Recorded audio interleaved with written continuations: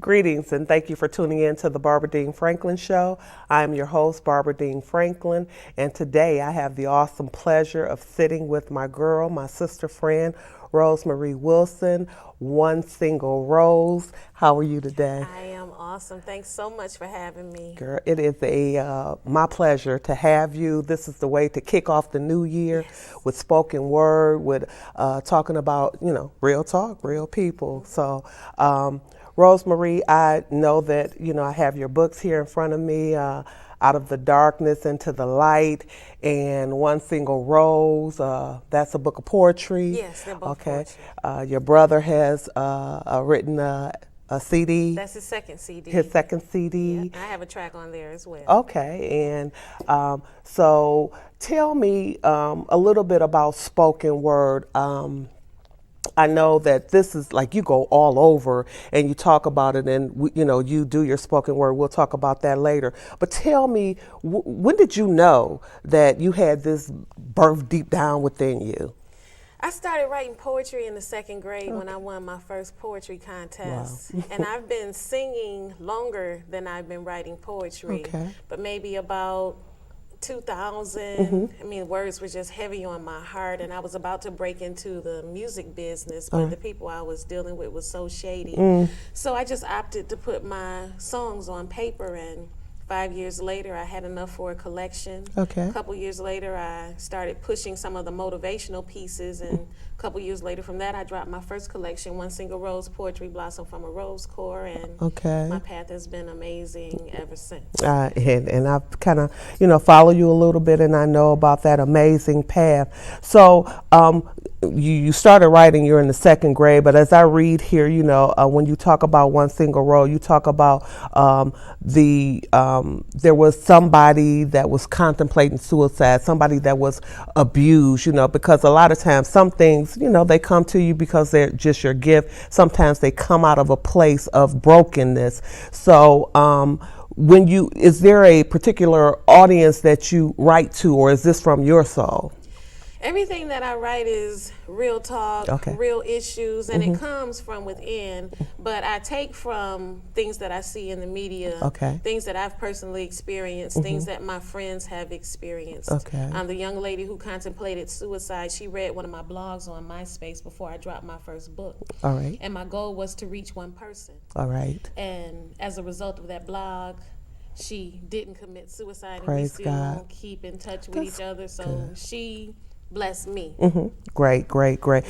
I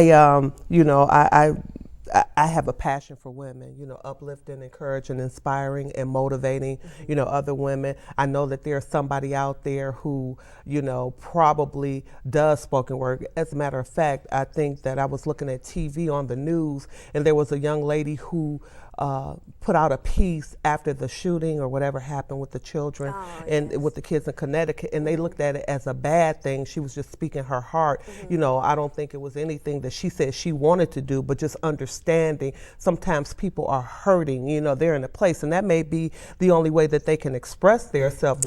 Do you get some type of relief when you put something on paper? How does it make you feel? It's like exhaling. It allows me to let go of a lot of the pain and a lot of the issues and the angst that I had about a certain thing. And once I put it on paper, it's just like I can breathe. And then I share it as much as I possibly can. So, I like as I look on your Facebook page, and it says, if you say you can't, you won't. Yes. Okay. If you allow others to steal your joy, they'll control your life. And love comes from within. And I always say it comes from within, not without. We're looking for love, but if we love and we give that love and we really know where we are in love, then that love will mirror. People, you can only treat me like I treat myself. I will not allow you to step into my circle and treat me any different than the way that I'm treating you. I exude love. Love comes back to me, so tell me a little. Belgium, how did you get there? Tell me about that. I auditioned last year for a production called Detroit Dealers. The group is called Wunderbaum. It's a theater collective of 5 actors. They've been acting for 10 years collectively in Europe. Every year they put together a different production. All right. And this, well, for 2012, it was based around a love affair here in the Detroit area. All right. So we went back in time to the 60s where this couple met. They had a love child. Then the family over in Europe didn't know about the family here in Detroit. So it all comes together in the production. It's an hour and a half, and the group was absolutely amazing. I auditioned for them, and they picked me the next day. We started filming the documentary portion, and 2 weeks later, I was in Amsterdam. Wow, and I saw you, you know, with a picture in front of the Eiffel Tower. I'm like, look at this, from spoken word all the way to the Eiffel Tower. That's an awesome thing. Now, that documentary, whatever you're doing with that group, is this going to be on a DVD? Will it be released, or you have to be in Belgium to see it? How does that work? Well, I have the DVD from our first performance when we premiered in Pittsburgh at the Pittsburgh Cultural Trust for the Distinctively Dutch Festival. Okay. And we are trying to shop it here to the States. You know, we're talking about GM, we're talking about the auto industry, Ford Motor Company. So hopefully, maybe if someone out there is listening, we can shop Detroit dealers with Wunderbaum here to Detroit. Because it's based here in Detroit. We started at Baker's and we went all around the city and filmed, and I did write all of my dialogue for the production, and one of my pieces, Detroit Astigmatized, is highlighted in the production. All right. Now, tell me this. So, Rose, did you ever think that you would be where you are doing what it is that you were doing? Just give me a little bit of how that feels. I mean, every time I think about it, I get tears in my eyes because I never would have thought from writing my first poem that the path that my life has taken would be what it is now. As a result of my writing the poems, I'm singing more, but I've been singing all of my life. Okay. So I incorporate singing into my performances when I do the spoken word. I'm acting now. I've been included in some phenomenal performances. The Vagina Monologues with Frankie Darcell and Sean P. Dorothy Redmond's Mahogany Dreams and Detroit Dealers, which took me overseas to a number of different cities in Europe. And it's just, I mean, I'm following my babies as they lead me. I know, that's right. I know. And that's an awesome thing, because I don't know about you, I too feel that way. You know, as I sit here, in last year in January, you know, I got a call from my producer to say, hey, would you like to do an interview with Reverend K? And I'm thinking, okay, well, what am I going to talk about, you know? And as a result of that interview, that I've been able to sit here, it'll be a year, well, it's a year from, you know, almost the 25th that I've been doing the Barbara Dean Franklin show, Real Talk, Real People, to retire from AT&T after 36 years. And, you know, people always said I talk too much. Now I'm able to talk as much as I want to, you know, so it's really a good thing just to be able to bless people like you that my path has crossed with, to, you know, bring them on the show, because somebody is out there, they're watching, and they have a dream, they have some hope that's deep down in them, and they don't think that it's possible. But I just, you know, do what I do because I want people to know that all things are possible, you know.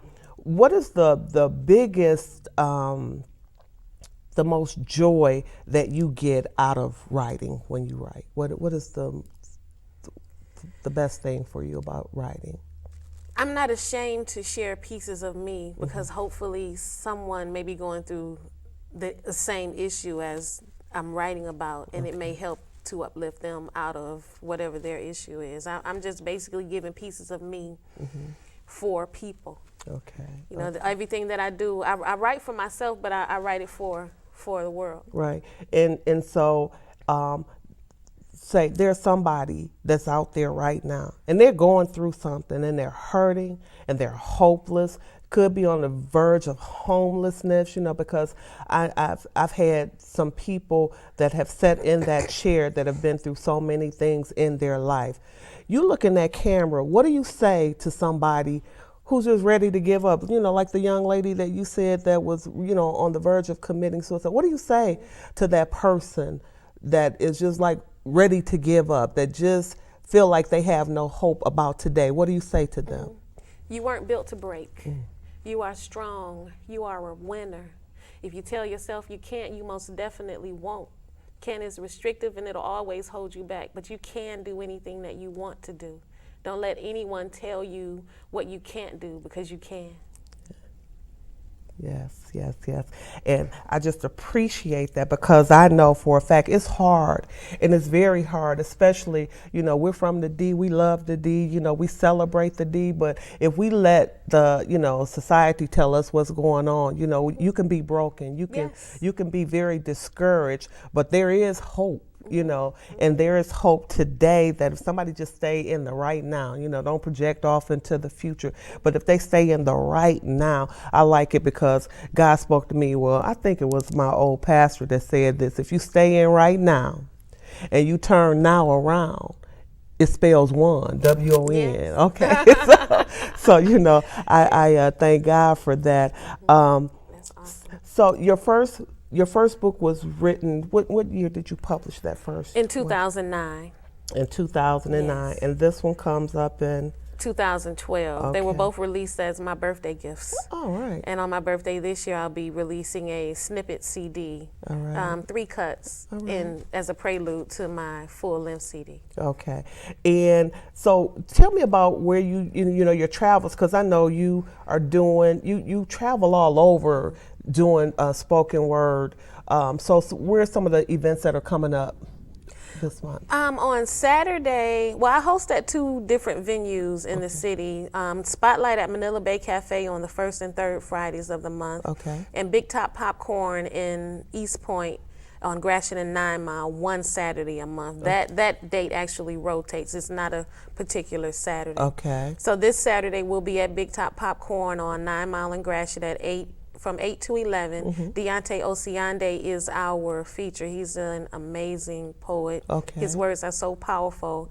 And we'll have 40 students from Teen Hype in the building as well. They're coming. They're putting on a play in March. All right. So they want to come and get a feel for the spoken word and get on a mic themselves and dust themselves off. So, yeah. And then next Friday we're back at Manila Bay Cafe. All right. Jew Hall is featuring. I've got more events coming up, but I don't have my phone in front of me. I'm crippled without my phone. And I truly understand. I have people talking about me all the time about how much I stay on the phone, or, like I'm addicted to Facebook. I said, but this is a networking opportunity for me. Absolutely. It's not like I'm just, I left my job at AT&T. Now my new job is to find great people on Facebook so I can bring them to the show and have them talk about it. So if somebody wanted to purchase your book, somebody wanted to get in touch with you, if they wanted you to come out and, I'm speaking to a group of women in February, and the theme is, are we our sister's keeper? And I think definitely we are, But if they wanted to get in touch with you, how do they get in touch with you? My website is www.onesinglerose.com. That's ONE-singlerose.com. My phone number is 313-820-0185. I can be reached on Facebook, Twitter, LinkedIn, Instagram, basically all the social networking. If you look up One Single Rose, it should direct you to me. Right. Okay. So as I look back, over my life and all that I've been through, you asked me today was, because I woke up one morning with that poem. I always thought that, we always had to rhyme. My daughter is a rapper, and it's much like you. She had a career. She was signed to MCA, but the people that she was dealing with, just didn't work out for them, So, but she has a song, I think it's a mantra for, especially for such a time as this, and she wrote it a couple of years ago, but it's called Black Men. All my men, my black men, we need you to stop doing this killing, pool your monies together, start investing. It's just a suggestion. I'm requesting, So every time, I think about spoken word or poetry, I think you always have to rhyme, but I think sometimes the words that are most influential, they don't rhyme at all. They just have real meaning. Yes. So what do you Free verse. suggest? Okay. And what's that called? Free verse. Okay. Well, basically the pieces that you write, it basically comes from your soul. However you hear it, how you feel it, go ahead and put it out like that. Okay. As far as like poetry contests and etc., they want more free verse. unless they ask for rhyme. All right. Because rhyming is more like lyrics now in a song. All right, yeah. And so I'm never like I guess I'm a poet who didn't know it then. Because I have a one-liner for everything, so I try to stay on top of the game. And my children, they keep me young, so it's just a good thing for me. So I'm just trying to. Is there anything that that you want to talk about that I haven't asked you about? Do you want to just talk to me? Just tell me something that I don't know about you. Or that other people don't that you want people to know about One Single Rose. One Single Rose keeps it real. All right. She's no nonsense. Right. She's no drama. She's a very outspoken person, which has become a fault.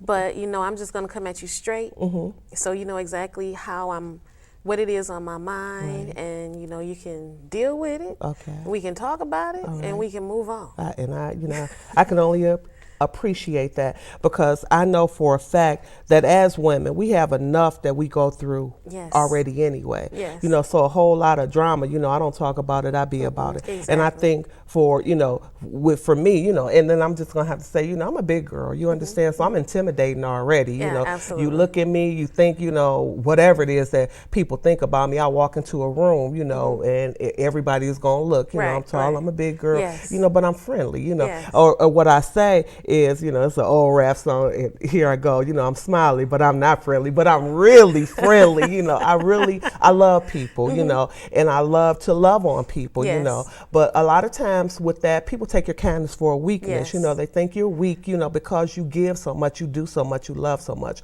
but I know for a fact that each and every day, I have to keep telling the God that I serve to keep me the way that I am, because I'm an OG, and I'm from the old school, and I know I could be Barbara Dean Franklin if it's just about me. I could get down with the best of them, but I don't want to be that way. I choose not to be that way. Yes. I can love you and I can leave you. You understand? So if, I do understand about the drama, and we today as women, we need to uplift each other. Exactly. We need to come together and work together and stop all this hate. It's just so much hate going on out here. It is. We need to be loving on each other. And the whole thing is that, for me, I got probably about 12, 13 years on you, so the older, mature women who have overcome need to help the young women come over, and the young girls and everybody else. I can show you how to love, and it's real love. You understand? It's nothing fake or false about me, except for these braids. Don't get it twisted. But everything else about me is real, and I know for such a time as this, that God has put something in me, and I'm trying to start a movement. Women in Power, crossing path, uplifting, encouraging, inspiring, and motivating women. I retired after 36 years. I did 36 years on the job. I was promoted to second level. I see the struggles that we as women go through trying to get someplace in the job, where people, instead of trying to coach us to be the best that we can be, and help us understand our greatness and the things that we're capable of doing, they try to catch you doing wrong so they can get rid of you. But there is enough spoken word out here for everybody. If you speak your word and I speak my word, everybody will hear what it is that we have to say. There is no time for no hateration up in it. It's time to stop playing the game and be real with one another, because we hold the key to turning a lot of things around as women, if we know the power that we have within. And I'm not talking about a big head trying to walk around like we all this or that, but I'm talking about being real. The confidence. That's all that it is, confident and humble, knowing. Yes. That if God be for us, no devil in hell could be against us, and just being who we are, and trusting that, I ask this every day, put a watch over my mouth that I don't cause hurt, harm, or danger to anybody. And I don't want hurt, harm, or danger to come to me.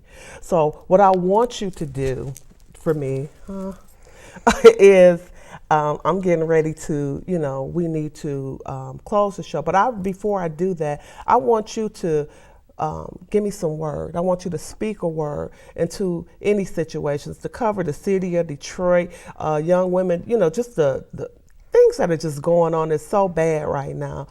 Give me something uplifting and inspiring that I can close the show with. Gotcha. This is called The Beauty Within. All right. Someone thinks I'm beautiful, and she happens to be me. Every morning when I rise and feel warmth from blood that flows through my veins, I know I'm beautiful. A hint of sunshine glows on my skin, fortifying every electrolyte to allow me to reach my goals. Compassionate thoughts in the back of my mind are the only phrases which escape my lips before they're shared with the person I'm thinking of to avoid contradiction and misunderstandings. I know I'm beautiful every time I turn the other cheek without wishing vengeance upon anyone who has done me wrong. Smiles adorn my face in dark hours or when faced with adversity. I've learned to scrutinize confidential matters so that index fingers pointed in my direction skip me like duck, duck, goose. I know I'm beautiful. No love handle, scar, or physical flaw defines who I am or who I am yet to become. I objectively mentor without preaching or chastising youth into making the right decisions because we all have to learn from our own mistakes. I can't judge any person the same way I'm judged. Society will have us to believe that the most beautiful people are in print or on television. Well, we got alcoholics, drug addicts, and abusers. They're all so pretty on the outside, but prime examples of whom, if I had children, I wouldn't want them to grow up to be. Beauty is as beauty does. I've also heard that it runs skin deep. Shallow skin fails to appreciate what comes from within.